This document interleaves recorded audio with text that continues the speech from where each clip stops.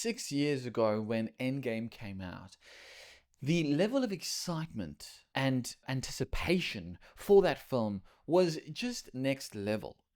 And every film, it seemed, that came out from Marvel at the time was almost $1 billion hit. But I think as a superhero fandom and looking at the genre, we have to finally just admit that we are not at that stage anymore. Not to say there's no chance of us getting there, but I think the words of some prolific directors like Martin Scorsese, who said that superhero films are not cinema. Come on, you know what I mean. And Steven Spielberg, who said that superhero films are going to go the way of the Western, which, if you're not aware, there's not many Westerns around anymore. Smart aleck.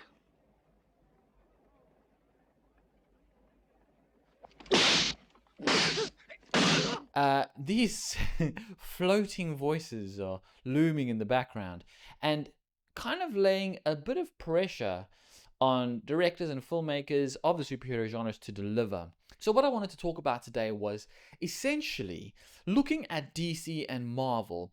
What are the 7 things that I could identify that are separating their approaches to world building? The first thing I wanted to start off with is scripts.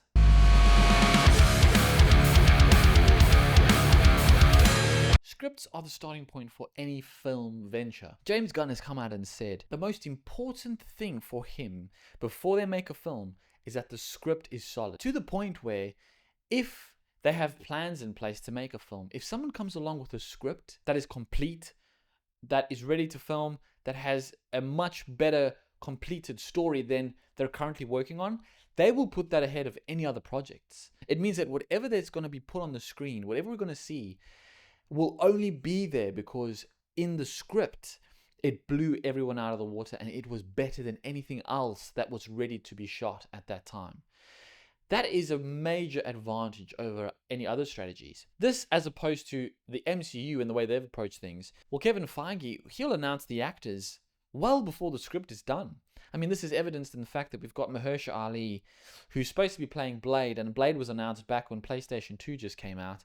And this guy's been waiting around for years now. I don't know how long it's been, like 3, 4, 5 years or something since this movie was announced, and still nothing. And that's the problem, right? If you announce something that you don't yet have a solid script for, until that script is ready, until you have the right talent attached, you're in a bit of a pickle. People are excited for something, but you can only be excited for so long. What I also like about the development process that James Gunn has is that, unlike Marvel, who, you can't fault them by getting a really A-list actor to be associated with the project to get people hyped up. It absolutely gets people hyped up. But if that project doesn't pan out, then that hype starts to dwindle. Whereas the way that James Gunn's approaching it is, he's saying, well, let's get the script down first. I'm not going to associate any actor with any character until I see the script, because until we see the script, we don't know if A actor or B actor would be best for the story. That's such an amazing way of approaching it, because it means that those people who are auditioning for these roles are getting cast for these roles based on their ability to fulfill this role better than anyone else who has auditioned. And this is what happened with David Corenswet. David Corenswet wasn't a particularly well-known actor, so him coming onto this role of Superman means that he was cast for that role because he matched the vision of the director and writer perfectly. And now that we see that, I just know, looking at Henry Cavill, that he wouldn't have been able to fit Superman the way that he fit Man of Steel. And that's because of the production process, the pre-production process that James Gunn has. Moving on to number 2, interconnectivity.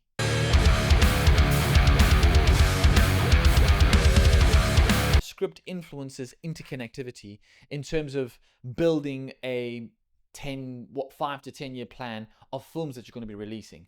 James Gunn kind of did this when he came out with his announcements of Gods and Monsters. There was all these things, The Authority, there's still the Batman story, there was a series about Themyscira. A lot of those things kind of fell to the wayside in his primary approach of, I'm going to put forward first the best script, and that will be the story that gets made, which is why we've got Lanterns coming out, and then Clayface, which came out of nowhere based on a really great script. And then we've got Supergirl coming out next year. These are all based on great scripts. But the things it does prevent you from doing is saying, well, we will have Justice League coming out in 2030. That's not really something you can really do. You've got to kind of hope and influence the opportunities to kind of say, well, we are directing it here, and hope that you've got enough characters to put together and create a cohesive narrative. It's very different from what Kevin Feige's done in the past, which has worked very well in that outlining what the future will be holding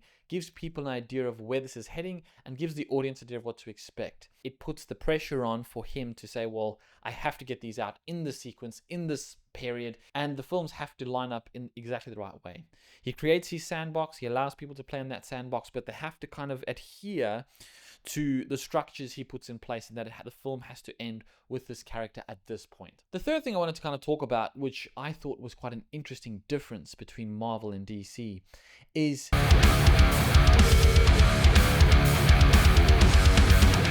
as we've seen from Superman, the world that these characters live in is similar to ours, but it is not our world.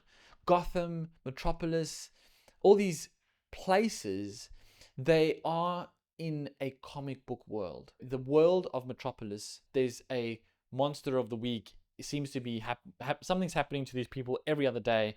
And, that's not realistic in our world. But in the comic books, it's so normal. There's always something weird happening. And you don't have to justify that by saying, oh, no one's ever heard of these creatures, or like dragons don't exist in this world, or whatever. You know what I mean? With Marvel, and Kevin Feige has kind of reinforced this idea, is that their stories take place in our world, in our reality. And you've got to wonder why he's approaching it that way. I guess some of the reasons I can imagine he is doing it that way is because he can address real world problems with his storytelling. I don't see why you can't still do those same narratives and those same stories in an else world. But I'd be curious to find out a bit more. I mean, he hasn't really expounded on that too much in Kevin Feige's approach of having this be in the real world. But I like that there's two approaches. It'd be interesting to see if there are benefits or negatives that come out of those approaches moving forward. So the fourth thing I want to talk about here is one that I've actually found to be one of the most interesting aspects of the approach that James Gunn and Kevin Feige have to these worlds, and that is genre.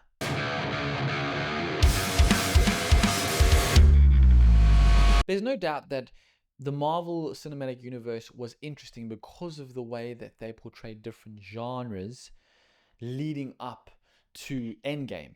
Sci-fi, intergalactic stories with the Guardians of the Galaxy. We had crime thrillers with Winter Soldier. We had horror elements with Doctor Strange. We had comedies with Ant-Man.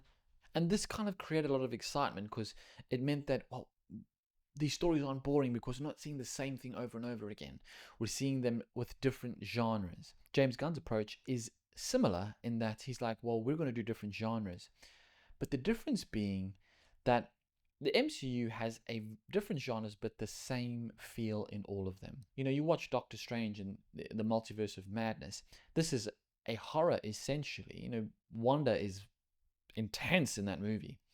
But there's still the quippy jokes, there's still the comedy aspect, there's still the formulaic presentation, which means that it's not fully, truly delving into horror.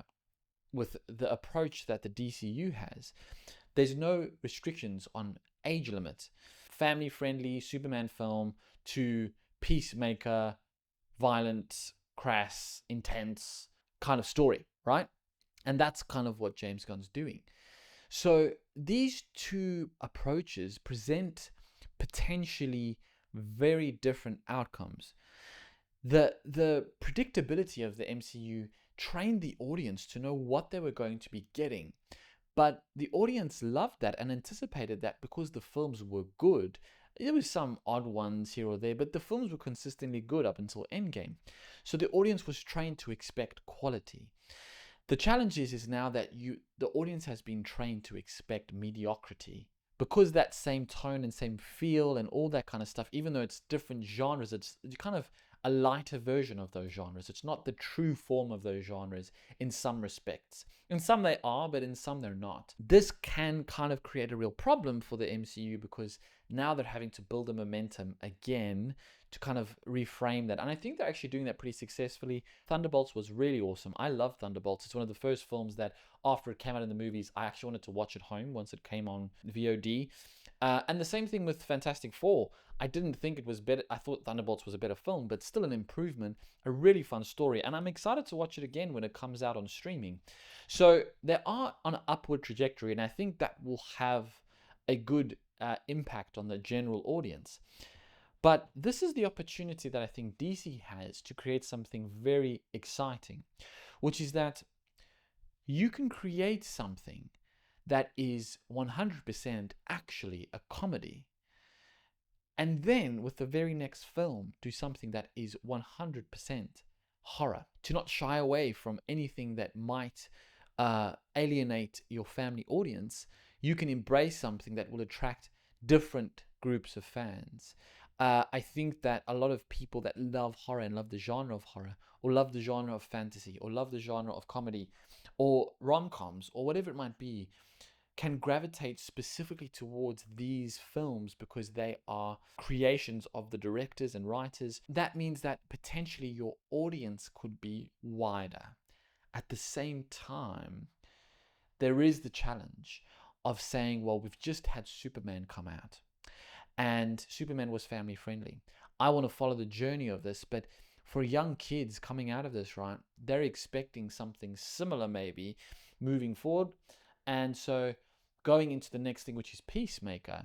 Peacemaker is such a different thing that certain audiences might not be in a position, as with their age or with their restrictions and what they're able to do or what they're interested in, to delve in something so drastically different, that you're now in a position where I don't want to be having to watch something that drifts so far away from what I loved initially, that now I have to watch, I'm forced to watch that to catch up on the story that might happen down the track. The story of Peacemaker follows on the events that happened in Superman, and I want to know what those events are. They might not interconnect to a future movie, they might be still very independent, but I just kind of feel like I still want to see what that is. And I can imagine some other people being in positions where they say, well, I want to watch what happens next, but Peacemaker wasn't my cup of tea. That could be a potential thing that prevents audiences from coming into your cinematic universe, and that could be a challenge.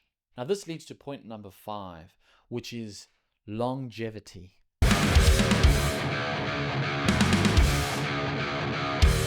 Really what I mean by that is, can we see these stories progressing and still making money and still being an audience focus 10, 15 years down the track?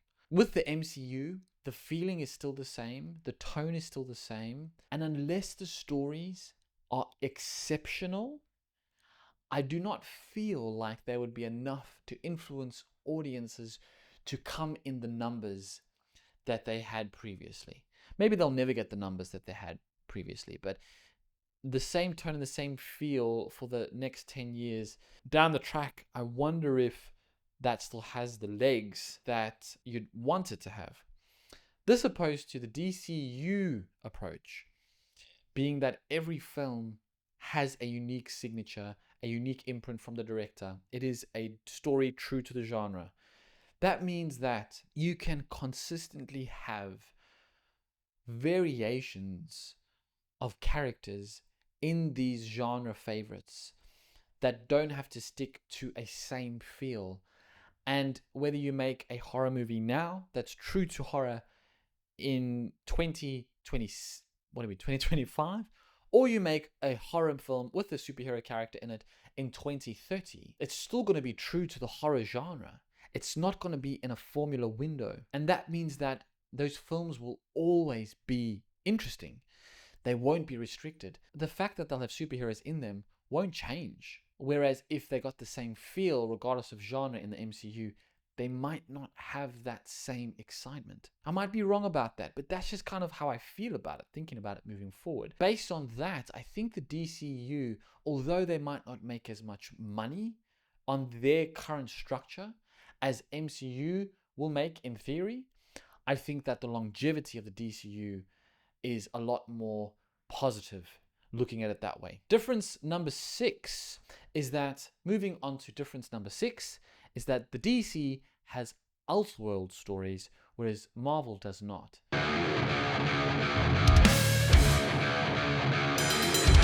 I guess there's a bit of an asterisk to that, is that Marvel does have Elseworld stories in their What If series, the animated series, but I don't think that carries much weight to it because it's just kind of short episodes. It's almost confined within that animated series to tell those stories, whereas DC has had a lot of success. I'd kind of argue that they've had more success in Elseworld stories than they have with the previously DCEU brand, with Joker, with the Batman film. It just means that you have the opportunity to do something so radically different that although you'll have your mainstream Superman, you could just go out there and someone could come up with a great script for Red Sun or for absolute Wonder Woman.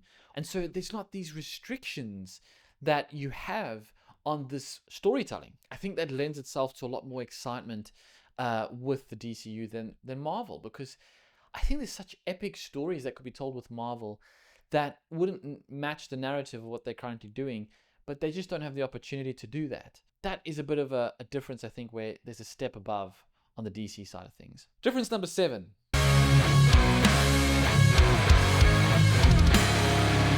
The DCU's approach to storytelling and the amount of product they're putting out is that I think they're limiting it to 1 or 2 movies a year with like maybe 1 or 2 series that come out every year. Whereas Marvel has 100% overdone it. Up until Endgame, I don't think they had a problem. And I think there was a lot of hunger for more. But the problem is if you give the audience what they want to the point where they've got so much, I don't think anybody really realized how that would impact us. Is that it was like, then either was too much. And the problem with the amount they were giving is that it wasn't up to the quality of the stuff we had before. Hate, hate, hate, hate, hate, hate. Double hate. Loathe entirely. I think it's created a lot of issues for Marvel. I mean, my wife and I seen there going into Thunderbolts and having these major events happening in Thunderbolts. We were like, where are all of the Avengers? Why aren't they around? And kind of looking it up, it's like there's not actually a clear reason why some of these Avengers can't help. You know, some of them are just floating around, or it's like a loose end that hasn't yet been addressed, but there's no real reason why some of these guys aren't popping up. Kevin Feige kind of said that one of the reasons why he feel like Thunderbolts didn't do as well as they'd hoped was because the expectation, it felt like the audience had to do a lot of homework. And watching Thunderbolts, it wasn't the case. You could go into that without having watched anything and be like, oh, okay, I can follow the story without any issues. But I think that's how the audience felt was, I don't know what's going on. Who's this guy? Was he from a TV series? I think he was for Falcon and the Winter Soldier. And who's that character? And like, you know, it created a bit of a sense of like, wow, I don't know if I can watch this without having to watch a whole lot of other things that people have said weren't great. There's no motivation to do that. I mean, I'm a massive superhero fan.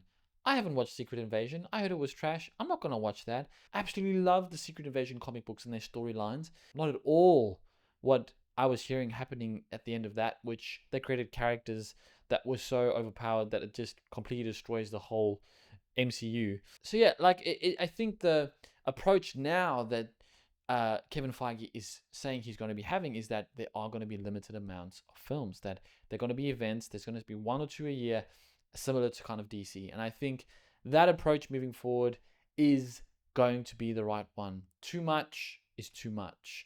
If you go and you're going to KFC and you're eating way too much KFC every single day, at one point you're going to get over KFC. If you space it out pretty well, it's good every time. Don't tell my wife I said that.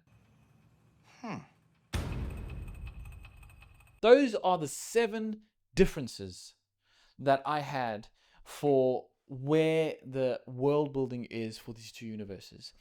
I'm excited to see who has it right. Hopefully both are successful. We want Marvel and DC to do well.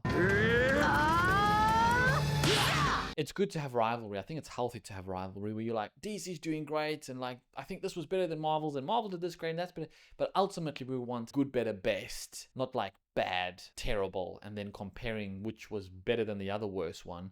We want to be having like a really high level of quality, and then comparing those and seeing those compete. That's what we want. Will Scorsese and Spielberg be the voices ringing in our ears for the rest of time?